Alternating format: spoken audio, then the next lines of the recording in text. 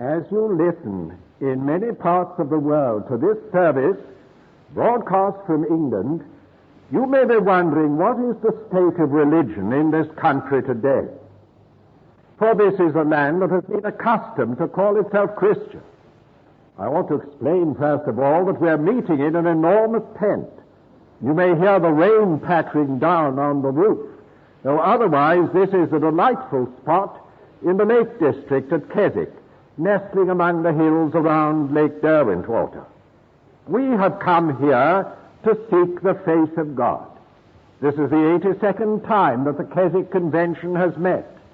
Perhaps we've never been more conscious of the gap between the materialistic people seeking the good things of life and those who regard spiritual priorities as of paramount importance.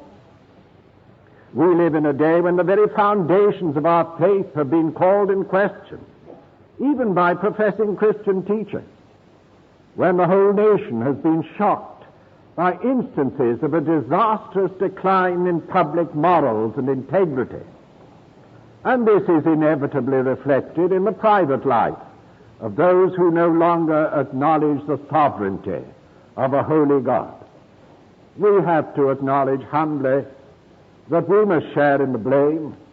As the Bible puts it, righteousness exalteth a nation, but sin is a reproach to any people. At any rate, we who gathered in this lovely place, some 7,000 of us, including Christians from all over the world, have no doubt whatever, because of our own personal experience, that there is a God in heaven. We know that He has come to live in our hearts by faith, and so to produce, as the founders of this convention believed, a life of personal, practical, and scriptural holiness. During this week, we shall be concentrating on this aim. We shall be seeking to measure up our lives to the standard God sets for His people as the Holy Spirit speaks to us. Will you join with us now in this brief half hour of worship? We shall begin by singing hymn number 7 in the Keswick hymn book. Come, let us to the Lord our God with contrite hearts return. The first 4 verses only. After the singing of the hymn, the Reverend George Duncan will lead us in prayer, and Major General Wilson Haffenden will read the Scripture.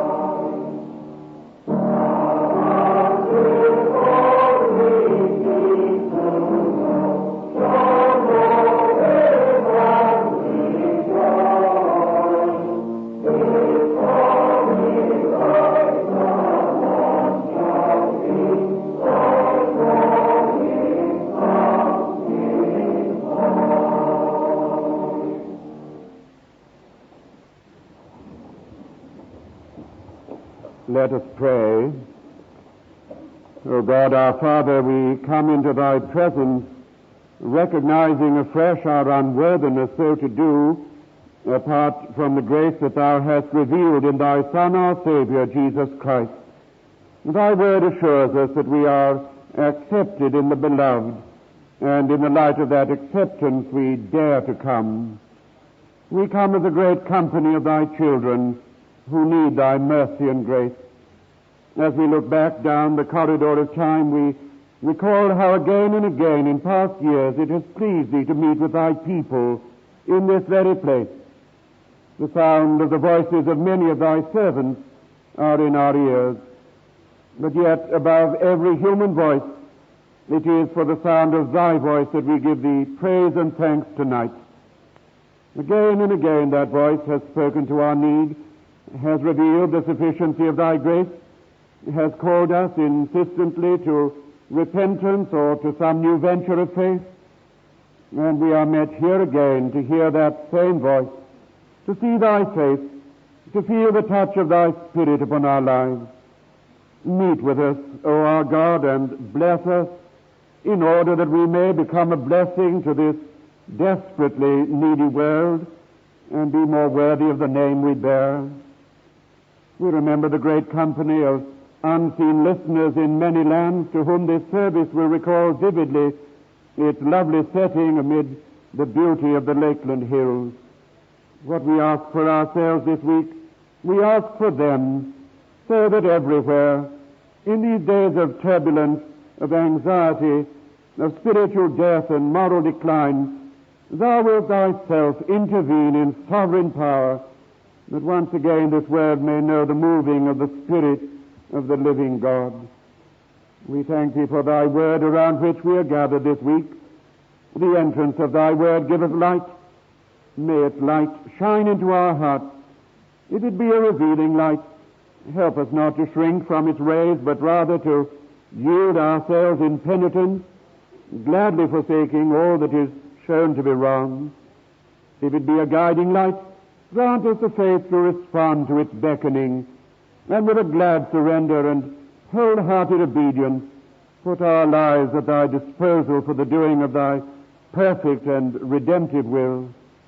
Above all, may it be the light in which we shall come to see more clearly the glory and absolute sufficiency of our Savior, so that to us he may become the altogether lovely one, that in our lives, in all things, he may have the preeminence, and that we may come so to know the power of his risen life in our lives, that he will turn every defeat into victory, thus commending him as the only Savior, able to meet the needs of men of all nations throughout the world. Hear us in these our prayers, and when thou hearest, forgive, as we further pray in the words which Christ has taught us, saying, Our Father, which art in heaven, hallowed be thy name. Thy kingdom come. Thy will be done in earth as it is in heaven. Give us this day our daily bread, and forgive us our trespasses, as we forgive them that trespass against us. And lead us not into temptation, but deliver us from evil. For thine is the kingdom, and the power, and the glory, forever and ever. Amen.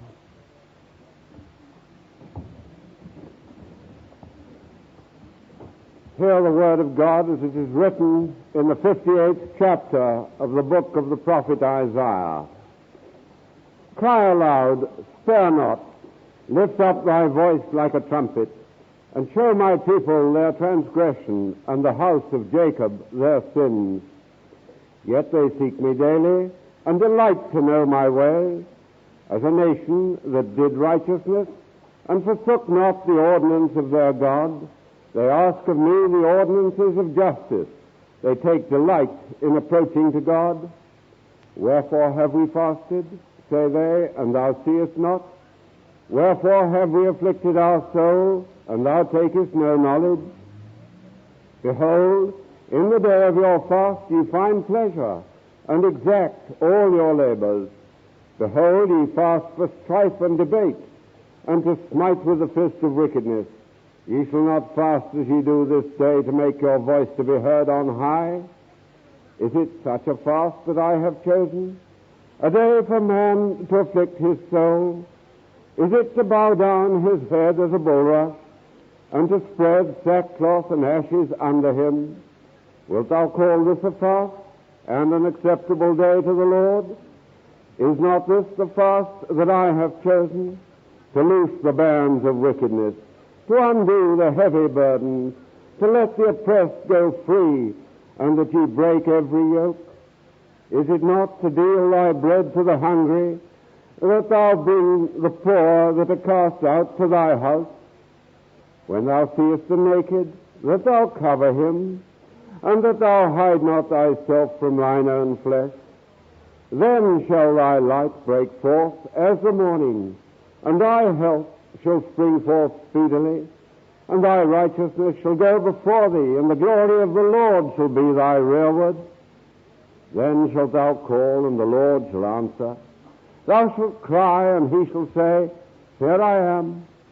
If thou take away from the midst of thee the yoke, the putting forth of the finger, and speaking vanity, and if thou draw out thy soul to the hungry, and satisfy the afflicted soul, then shall thy light rise in obscurity, and thy darkness be as the noonday. And the Lord shall guide thee continually, and satisfy thy soul in drought, and make fat thy bones. And thou shalt be like a watered garden, and like a spring of water whose waters fail not. And they that shall be of thee shall build the old waste places. Thou shalt rise up the foundations of many generations, and thou shalt be called the repairer of the breach, the restorer of paths to dwell in. We welcome the Reverend Alan Redpath, minister of Charlotte Baptist Chapel, Edinburgh. Dr. Redpath has recently returned from the charge of the Moody Church, Chicago, where he founded the Mid-America Convention on Keswick Life. He has traveled in many parts of the world, and his voice may be familiar to many who are listening. Before he speaks to us, we shall sing hymn number 365 in the Keswick hymn book, omitting verse 4, Lord, in thy presence we are met.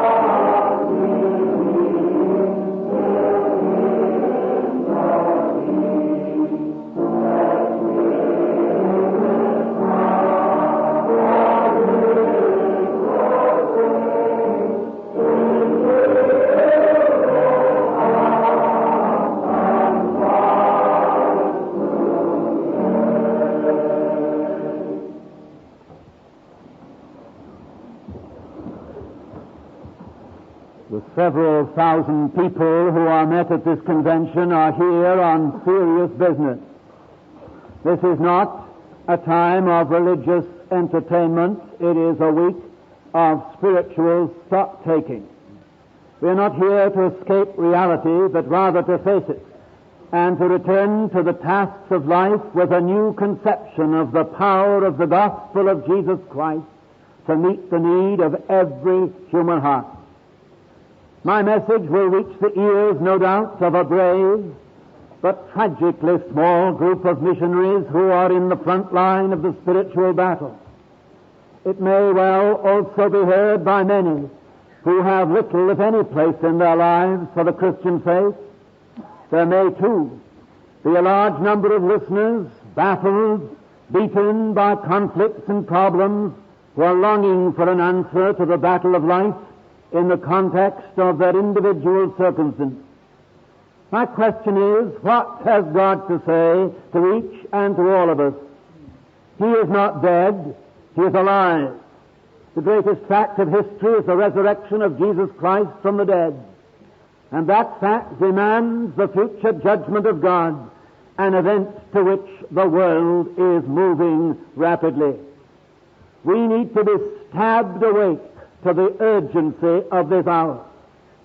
In the chapter read to us from the Word of God, he was speaking to a people through whom he had a world purpose to fulfill, provided they were prepared to accept his terms. They were to be repairers of the breach, restorers of paths to dwell in. God has a purpose yet to fulfill in the world, and he does it through those who believe him and those who respond to his call, but time is fast running out. Contemporary events underline clearly the imminence of our Lord's return. We live in a broken world. There are breaches in every direction which are wide and deep. Broken hearts, broken homes, suspicion among nations, prejudice between races, obliteration of any standard of right and wrong, so that sin is no longer called sin, but merely self-realization. All of these are breaches which, unless they're healed, will mean the ruin of our civilization. We talk about a free world, but a free world cannot remain free if it's held in captivity by its own inner corruption. The greatest peril confronting the Christian church today is not that of being crushed by some materialistic power of some human foe, but of being cut off from the almighty power of God because of our own sin, and therefore failing to communicate the gospel in its saving power to this day in which we live. If we're to see another spiritual awakening before it's too late, then every one of us needs to apply the message of the gospel to our personal life. All human breakdown stems from one fundamental breach, that which exists between men and God. Made in the image of God, for fellowship with God, we are in fact alienated from Him by sin. It's a sin of disposition which has led to all other sins of behavior. It's the sin of setting up our own kingdom within our own life and rejecting the kingdom of God. A man will train himself, educate himself, sacrifice himself, but he will never yield himself. He insists on being his own master. We are here to declare that the only hope of the world is to say, as though God did beseech you by us, we pray you, be ye reconciled to God. In other words, give up your kingdom. Surrender the throne rights of your life. Capitulate to Jesus Christ as Lord. The great obstacle to reconciliation with God has been removed at the cross, where Jesus gave up His throne rights for us. To receive Him as Lord is to receive the atonement, and therefore to renounce our rebellion. It is this which repairs the breach, and therefore is the key to repairing all others. It means the collapse of a regime in my life in which I am my own king, and the opening up of another regime in which Jesus Christ is Lord. For the essence of sin is rebellion, and the secret of redemption is submission. But something more is needed: the repairer of the breach and the restorer of paths to dwell in. An army must maintain its line of communication. But because of the breach between man and God, that line with heaven is cut. There is no way through to the throne of God for a rebel. There is no access to life and power and joy. All roads have been destroyed by enemy fire. The message of the Christian church, and particularly that of the Keswick Convention, is not only that there's a way back to God, a pathway to the throne which has been paved by the precious blood of Christ, but also that to tread that path is to be introduced into a new principle of life altogether. A life in which, in response to my submission to Him, He imparts His nature to me, to live within me by His Spirit, to make me holy. This is a guided life, for the Scripture says, the Lord shall guide thee continually. It is a satisfied life, for He shall satisfy thy soul in drought. It is a fragrant life, like a watered garden. It is a freshly sustained life, like a spring of water, whose waters fail not. My, what wonderful paths those are to dwell in. You see, when the breach with God is repaired, then the life with God begins. And what a life it is! The life of Christ reproduced in us. But the tragedy of our day is that the love of God, the life of Christ, the power of the Spirit so seldom get through to the world, because the church, or the Christian if you like, while paying lip service to the truth, is not living in the reality of the experience. A lost contact between the church and the world, which we all deplore, is because of our loss of vital communication with heaven, and that's because of our sin. We are here to face this issue at Keswick, the priority need of our day to get right with God, but there's a price to pay. It's pictured in this chapter, where the people to whom God spoke were maintaining an active outward form of religion without any basic reality. They had to be shown that the way of experiencing God's blessing is the way of forsaking of sin. The operation of the grace of God in life is never in conflict with the demands of His holiness. If sin is to be forgiven, it must be forsaken. The tragedy is that so many of us have learned to live with it. The urgent call, personally, nationally, individually, is to repentance in the church, to face the jealousy, the discord, the sin within our ranks. For in days like these we cannot afford the luxury of civil war or the tragedy of defeated living. This is an intensely personal matter for every one of us. To get right with God is going to have personal effect in the lives of everyone. For to restore a line of communication with the throne in heaven will be to ensure the life of the Spirit of God flowing from the throne into our hearts. What I forsake, He forgives. What He forgives, He cleanses. What He cleanses, He fills. And what He fills, He uses. And what follows? The fragrance of a Spirit-filled life, which has a wonderful attractiveness and is the only secret of power to reestablish the line of communication with the world in such a day as this. The only thing which can resist a force of spiritual evil is the mighty power of the Spirit of God released through a repentant and believing people. May our prayer be in the words of John Wesley, Lord, cure me of intermittent piety, and don't let me go on another moment in any sin of which I have not thoroughly repented. For Thy name's sake, Amen. We shall sing as our closing hymn, number 10 in the Keswick hymn book, "Oh, for a heart to praise my God," the first 3 and last verses only.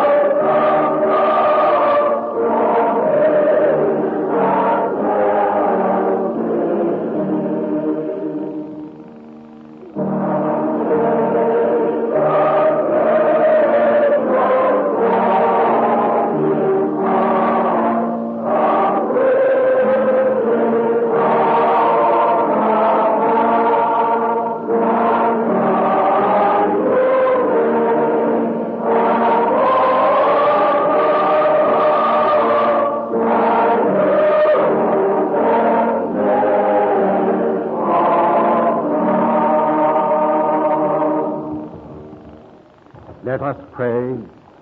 Almighty and everlasting God, who hateth nothing that thou hast made, and dost forgive the sins of all them that are penitent, create and make in us new and contrite hearts, that we, worthily lamenting our sins and acknowledging our wretchedness, may obtain of thee, the God of all mercy, perfect remission and forgiveness, through Jesus Christ our Lord.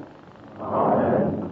Now unto him that is able to keep you from falling, and to present you faultless before the presence of his glory with exceeding joy, to the only wise God our Savior, be glory and majesty, dominion and power, both now and ever, and the blessing of God Almighty, Father, Son, and Holy Spirit, be amongst you and remain with you always. Amen.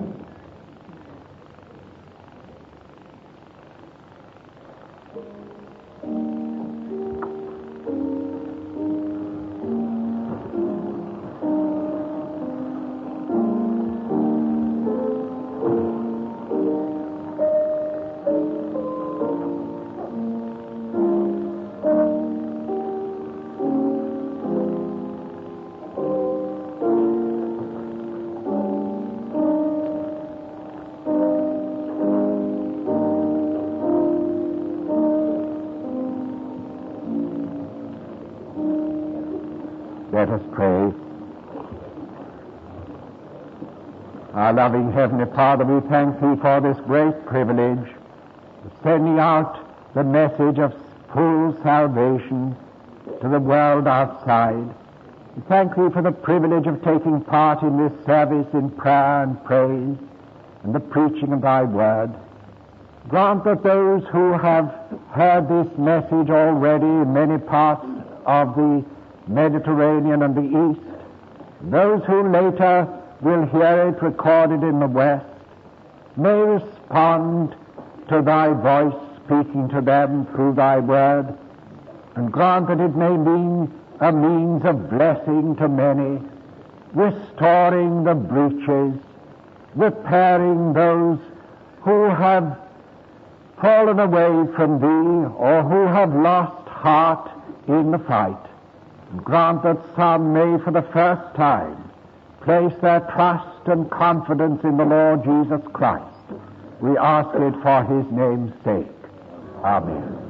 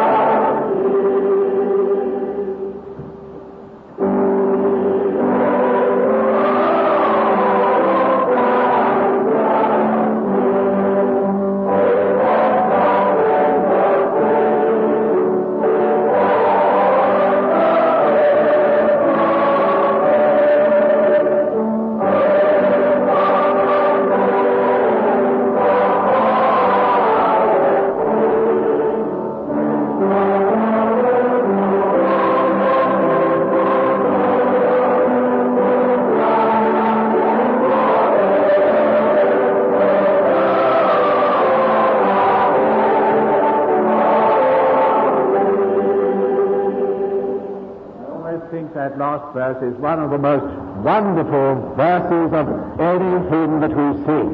He breaks the power of cancelled sin. He sets the prisoner free. His blood can make the foulest clean. His blood availed for me.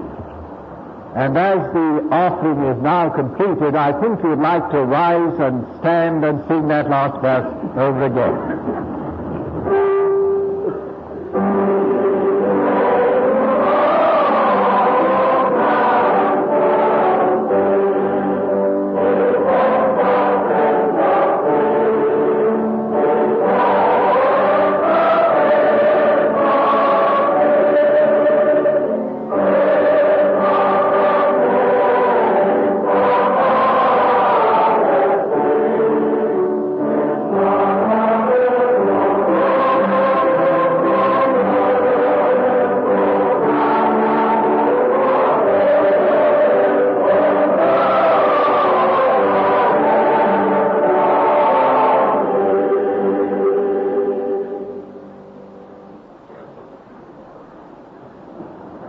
Let us all pray.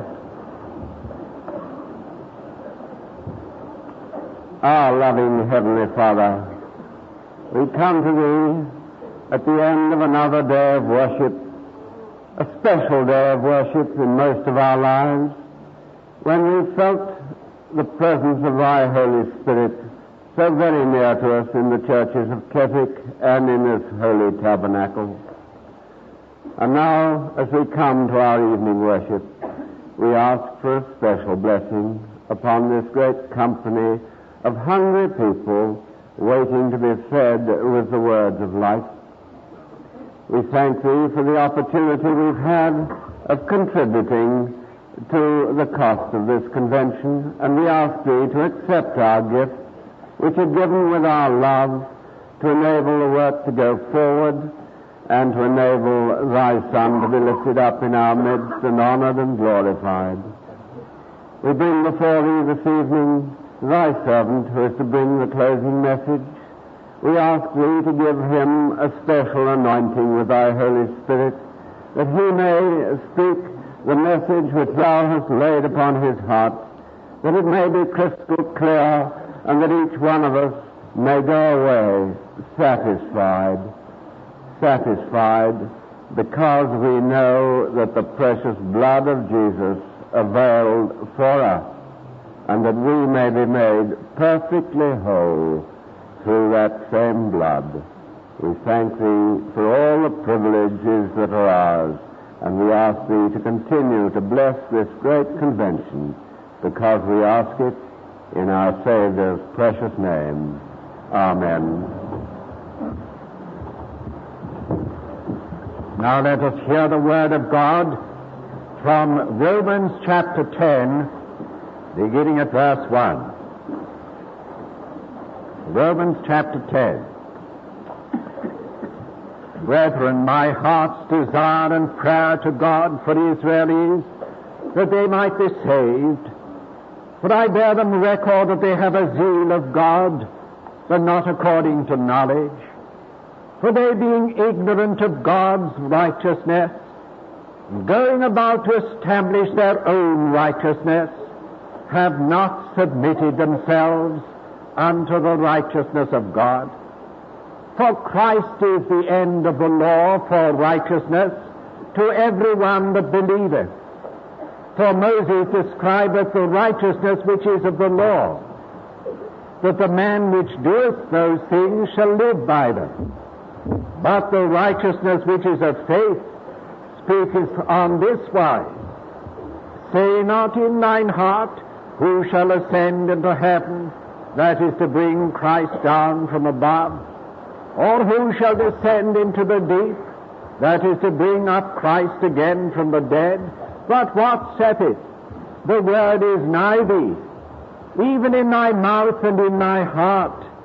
That is the word of faith which we preach, that if thou shalt confess with thy mouth the Lord Jesus, and shalt believe in thine heart that God hath raised him from the dead, thou shalt be saved.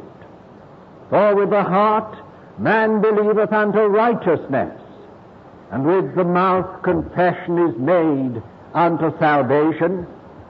For the Scripture saith, Whosoever believeth on him shall not be ashamed. For there is no difference between the Jew and the Greek, for the same Lord over all is rich unto all that call upon him.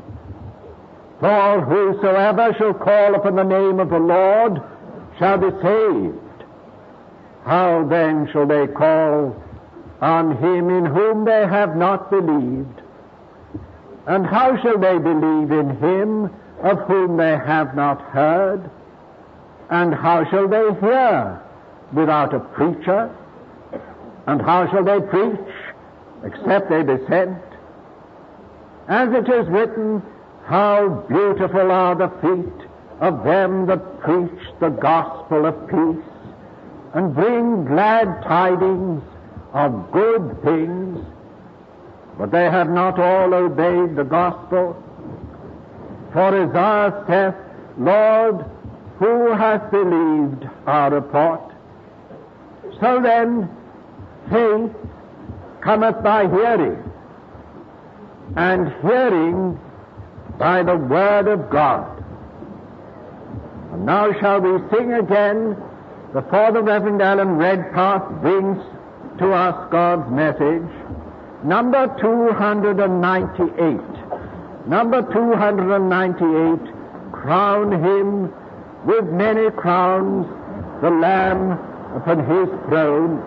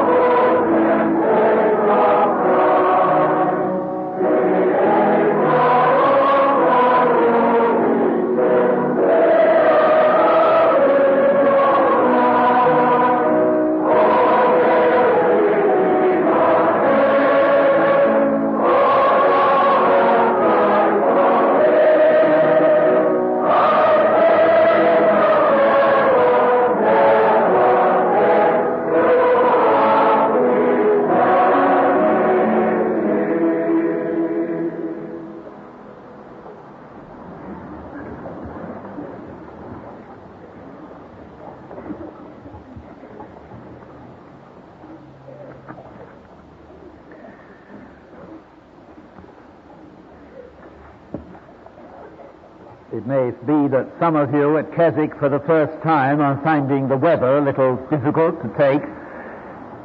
I want to assure you that it can be much worse in other places.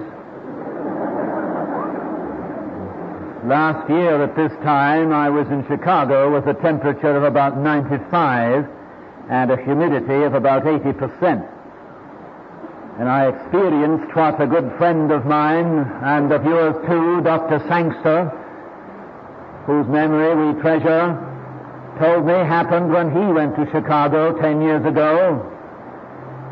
He came to see me before I was about to go, and he said, "My dear brother, you will never be able to take it. I've never been so hot in all my life. It was so hot," he said, "that I saw a dog chasing a cat, and they were both walking."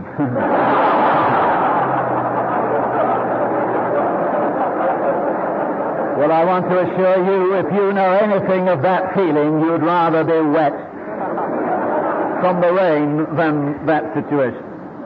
Well, I merely say that and ask now that you may forget the weather, and together in this great place where so many times God has met with people, that we may relax into the sense of His presence and ask that He by His Spirit might speak to all of our needy hearts.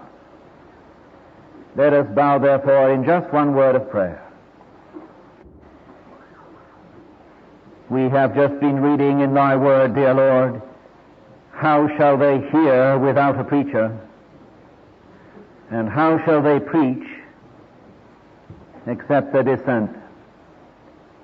Oh God, in Jesus' name I ask that I might be a sent man tonight, sent from Thy presence before this congregation to speak a word in Thy name in the authority of Thy Spirit.